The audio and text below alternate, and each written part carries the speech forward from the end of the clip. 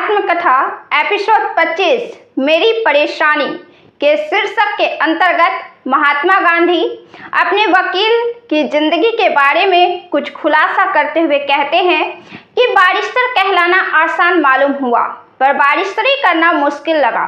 कानून पढ़े पर वकालत करना न सीखा। कानून में मैंने कई धर्म सिद्धांत पढ़े जो अच्छे लगे, पर यह समझ में न आया कि इस पेशे में इनका उपयोग कैसे किया जा सकेगा। अपनी संपत्ति का उपयोग तुम इस तरह करो कि जिससे दूसरे की संपत्ति को हानि न पहुंचे। यह एक धर्म वचन है, पर मैं यह न समझ सका कि वकालत पेशा करते हुए मुवक्किल के मामले में इसका प्रयोग किया जा सकता है। जिन मुकदमों में इस सिद्धांत का उपयोग हुआ था उन्हें मैं पढ़ गया, पर उससे मुझे इस सिद्धांत का उपयोग करने की युक्ति मालूम न हुई। इसके अलावा पढ़े हुए कानूनों में हिंदुस्तान के कानून का तो नाम तक न था। मैं यह जान ही न पाया कि हिंदू शास्त्र और इस्लामी कानून कैसे हैं। न मैंने अर्जी दावत तैयार करना सीखा। मैं बहुत परेशान हुआ। फिरोज शाह मेहता नाम मैंने सुना था। वे अदालतों में सिंह की तरह गर्जना करते थे।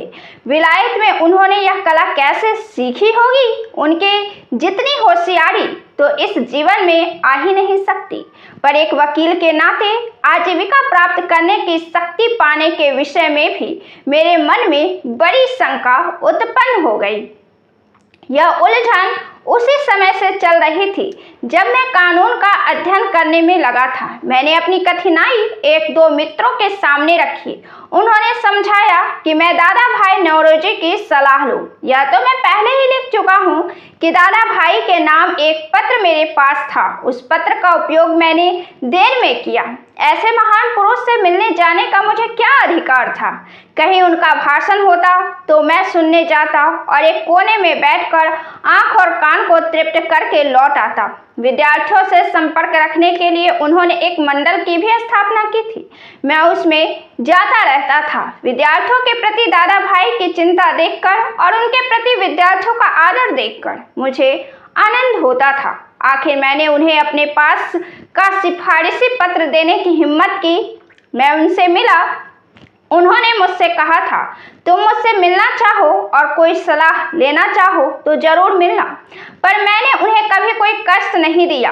किसी भारी कठिनाई के सिवा उनका समय लेना मुझे पाप जान पड़ा। इसलिए उक्त मित्र की सलाह मानकर दादा भाई के सम्मुख अपनी कठिनाइयां खोने की मेरी हिम्मत ना पड़ी।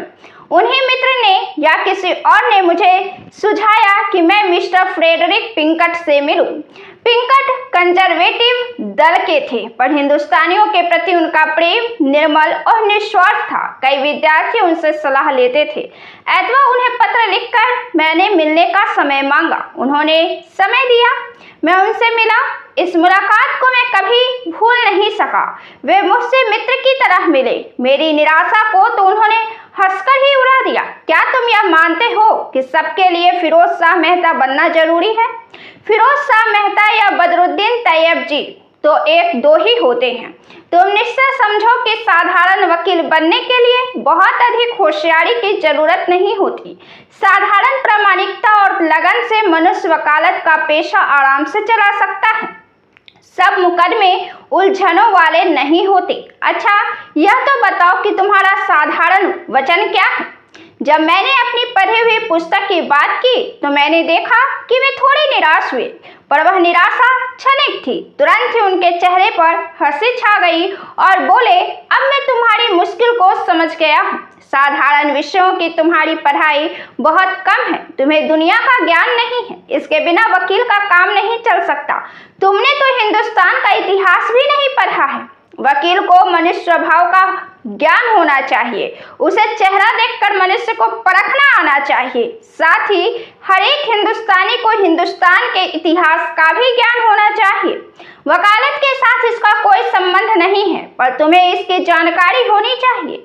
मैं देख रहा हूं कि तुमने के और मिलिंसन की 1857 की गदर की किताब भी नहीं पढ़ी है। उसे तो तुम फौरन पढ़ डालो और जिन 2 पुस्तकों के नाम देता हूँ उन्हें मनुष्य की परख के ख्याल से पढ़ जाना। यो कहकर उन्होंने लेवेटर और सैमुअल पेनिक की मुख्य सामुद्रिक विद्या विषयक पुस्तकों के नाम लिख दिए। मैंने उन वयोवृद्ध मित्र का बहुत आभार माना। उनकी उपस्थिति में तो मेरा भय क्षण भर के लिए दूर हो गया, पर बाहर निकलने के बाद तुरंत ही मेरी घबराहट फिर शुरू हो गई।